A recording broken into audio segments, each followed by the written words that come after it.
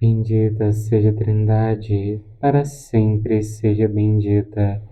Leitura do Ofício das Leituras, dia 18 de junho de 2023, do Livro dos Juízes. Visão de conjunto no tempo dos juízes. Naqueles dias, Josué despediu o povo e os filhos de Israel partiram, cada qual para sua herança, a fim de ocupar o território. Serviram ao Senhor todos os dias da vida de Josué e dos anciãos que lhe sobreviveram ainda por largo tempo e que tinham visto todas as obras grandiosas que o Senhor fizera em favor de Israel. Josué, filho de Num, servo do Senhor, morreu com 110 anos e o sepultaram no território da sua herança em Temate-Ares, na montanha de Efraim, ao norte do monte Gaás. Toda aquela geração foi se unir a seus pais, e depois dela vieram outros, que não conheceram o Senhor, nem as obras que ele tinha feito em favor de Israel. Então os filhos de Israel fizeram o que desagrada ao Senhor, servindo a deuses cananeus. Abandonaram o Senhor, o Deus de seus pais, que os havia tirado do Egito, e seguiram outros deuses dos povos que em torno deles habitavam e os adoraram, provocando assim a ira do Senhor. Afastaram-se do Senhor para servir a Baal e a Astarte. Por isso acendeu-se contra Israel a ira do Senhor, que os entregou nas mãos dos salteadores que os saqueavam, e os vendeu aos inimigos que habitavam nas redondezas, e eles não puderam resistir aos seus adversários. Em tudo que desejasse empreender, a mão do Senhor estava contra eles, para a sua desgraça, como lhes havia dito e jurado. A sua aflição era extrema. Então o Senhor mandou-lhes juízes que os livrassem das mãos dos saqueadores.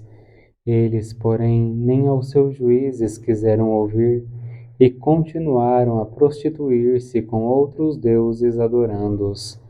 Depressa se afastaram do caminho seguido por seus pais, que haviam obedecido aos mandamentos do Senhor. Não procederam como eles.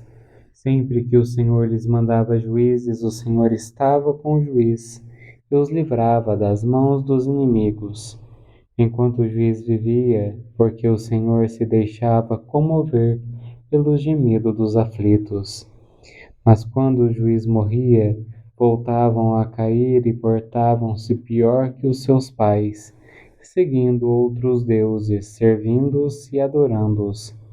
Não desistiam de suas obras perversas nem da sua conduta obstinada. O Senhor encolerizou-se contra Israel e disse: já que este povo transgrediu a aliança que estabeleci com seus pais e não quiseram escutar a minha voz, também eu não expulsarei diante deles nenhuma das nações que Josué deixou ao morrer. Por meio delas quero provar Israel, para ver se segue ou não pelo caminho do Senhor, como fizeram seus pais. Por isso o Senhor deixou ficar aquelas nações e não a quis expulsar logo, nem as entregou nas mãos de Josué. Estas são as nações que o Senhor deixou para provar por meio delas Israel e todos os que não tinham conhecido as guerras de Canaã, para que depois os filhos de Israel aprendessem a combater contra os inimigos, eles que não tinham experiência de guerra. Os 5 príncipes filisteus e todos os cananeus, os sidônios e os heveus que habitavam as montanhas do Líbano, desde o monte Baal-Hermon até a entrada de Emate. Estas nações ficaram para provar Israel e saber se obedeceria ou não aos mandamentos do Senhor, promulgados a seus pais por meio de Moisés. Acendeu-se a ira de Deus contra o seu povo e entregou-os entre as mãos dos infiéis. Mas o Senhor tinha piedade do seu povo quando ouvia o seu grito na aflição. E juízes suscitou-lhes o Senhor para os livrar de entre as mãos dos opressores. Mas o Senhor tinha piedade do seu povo quando ouvia o seu grito na aflição. Do Tratado sobre a Oração do Senhor de São Cipriano, Bispo e Mártir. Brote a oração do coração humilde. Haja ordem na palavra e na súplica dos que oram, tranquilos e respeitosos. Pensemos estar na presença de Deus. Sejam agradáveis aos olhos divinos a posição do corpo e a moderação da voz. Porque se é próprio do irreverente soltar a voz em altos brados, convém ao respeitoso orar com modéstia. Por fim, ensinando-nos, ordenou o Senhor orarmos em segredo, em lugares apartados e escondidos, até nos quartos, o que auxilia a fé, por sabermos estar Deus presente em toda parte, ouvir e ver a todos e na plenitude de sua majestade, penetrar até no mais oculto.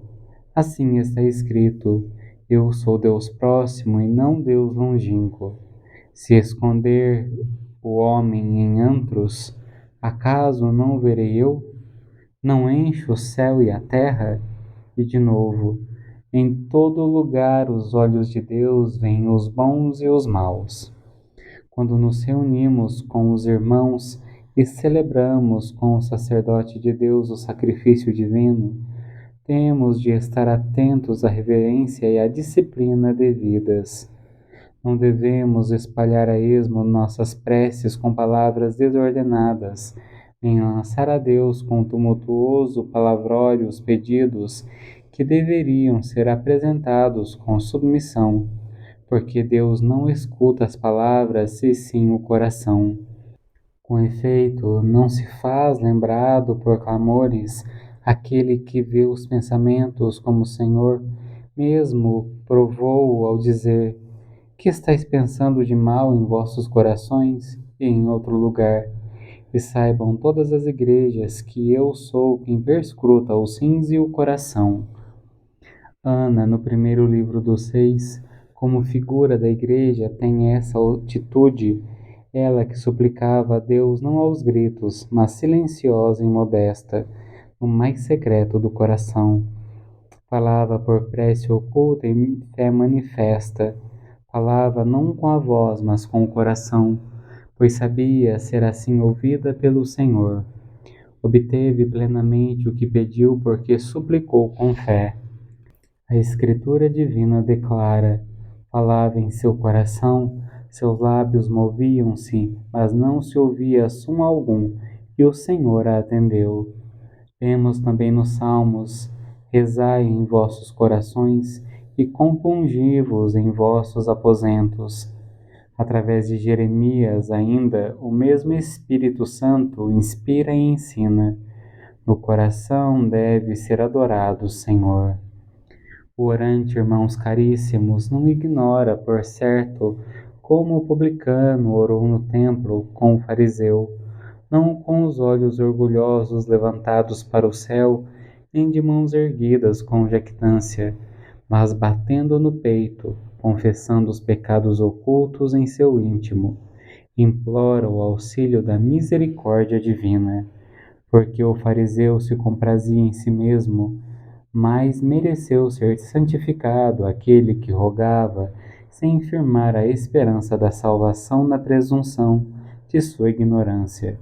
Já que ninguém é inocente, rezava, porém, reconhecendo os seus pecados, e atendeu ao orante aquele que perdoa os humildes.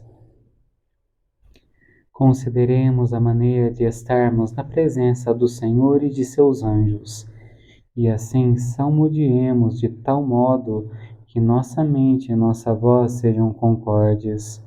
Saibamos nós ser atendidos na oração, não por múltiplas palavras proferidas, mas por termos coração purificado e o pranto de sincera conversão.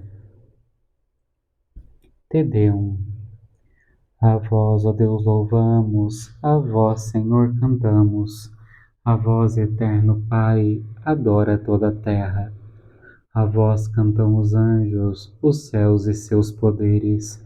Sois santo, santo, santo, Senhor Deus do universo. Proclamam céus e terra a vossa imensa glória. A vós celebra o coro glorioso dos apóstolos. Vos louva dos profetas a nobre multidão e o luminoso exército dos vossos santos mártires. A vós por toda a terra proclama a Santa Igreja, ó Pai onipotente de imensa majestade, e adora juntamente o vosso Filho único, Deus vivo e verdadeiro, e ao vosso Santo Espírito. Ó Cristo, Rei da Glória, do Pai eterno Filho, nascestes de uma Virgem, a fim de nos salvar. Sofrendo vós a morte, da morte triunfastes, abrindo aos que têm fé dos céus o reino eterno. Sentastes à direita de Deus no Pai na glória, nós cremos que de novo vireis como juiz. Portanto vos pedimos, salvai os vossos servos, que vós, Senhor, remistes com sangue precioso. Fazei-nos ser contados, Senhor, vos suplicamos, em meio a vossos santos, na vossa eterna glória. Oremos. Ó Deus, força daqueles que esperam em vós, sede favorável ao nosso apelo e como nada podemos em nossa fraqueza, dai-nos sempre socorro da vossa graça, para que possamos querer e agir conforme vossa vontade, seguindo os vossos mandamentos. Por nosso Senhor Jesus Cristo, vosso Filho, na unidade do Espírito Santo. Amém. Bendigamos ao Senhor, graças a Deus.